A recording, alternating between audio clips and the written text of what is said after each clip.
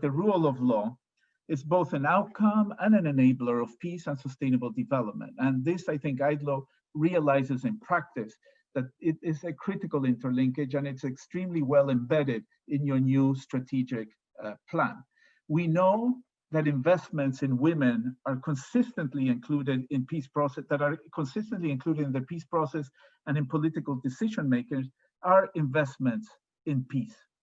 And then this is likewise true for all the marginalized communities or those facing discrimination, including young people. But these are not just instrumental arguments. They are first and foremost arguments about human rights, about the right to participate, the right to voice, and to equality, and bridging societal divides and fostering inclusive, rights-based approaches are essential to building and sustaining peace.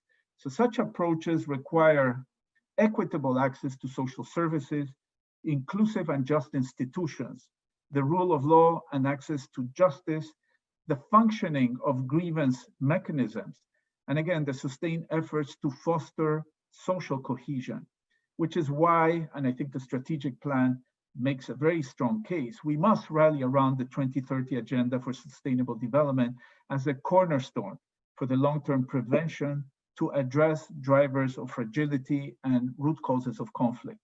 It is also not surprising that the Secretary General's Peacebuilding Fund is frequently called upon to support the strengthening of the rule of law. And overall, I can say that in the area of rule of law and human rights related initiatives, we have just in the past 3 years approved over some $90 million.